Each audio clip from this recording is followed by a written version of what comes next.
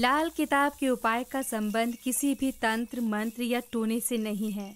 इसके उपाय सरल, सटीक और व्यवहारिक माने गए हैं। ये परंपरा से प्राप्त उपाय है, क्योंकि शमशान का नाम सुनकर ही लोग समझते हैं कि ये कोई तांत्रिक कार्य वाली बात होगी, लेकिन ऐसा नहीं है। दूसरी बात ये कि कुछ लोग लाल किताब के उपायों को टोटका कहते हैं। दरअसल टोना केवल बुरा करने के उद्देश्य से किया जाता है, जबकि टोटका किसी अच्छे काम को साधने के उद्देश्य से किया जाता है।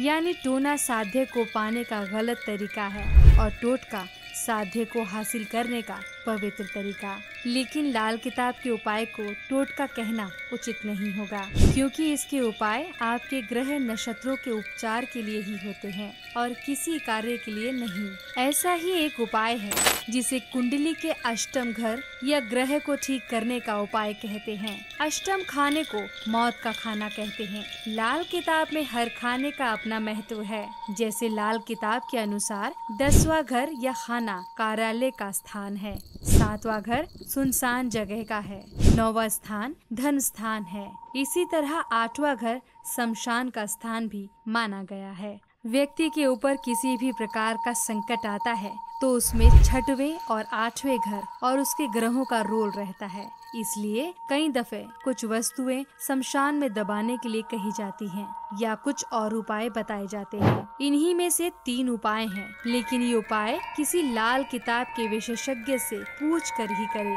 पाठक अपने विवेक का उपयोग करें। पहला उपाय, यदि आप संकटों से जूझ रहे हैं, बार बार एक के बाद एक कोई न कोई संकट से आप घिर जाते हैं, तो किसी की शव यात्रा में शमशान से लौटते वक्त कुछ सिक्के पीछे फेंकते हुए आए। लौटकर घर में अच्छे से स्नान कर लें। कहते हैं कि इस उपाय से अष्टम ग्रह शांत होते हैं। वहीं इस उपाय से अचानक दैवीय सहयोग मिलने लगेगा और आई बाधा तुरंत ही समाप्त हो जाएगी।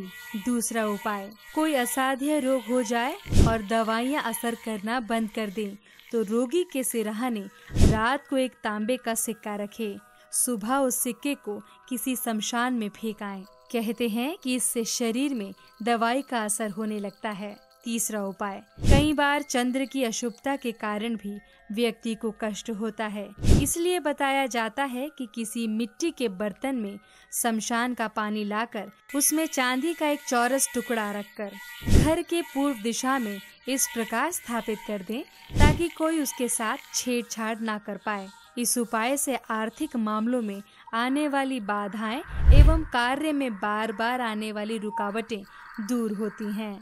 चंद्रमा के अष्टम भाव में होने पर ये उपाय बहुत ही लाभकारी होता है। तो ये थे 3 उपाय।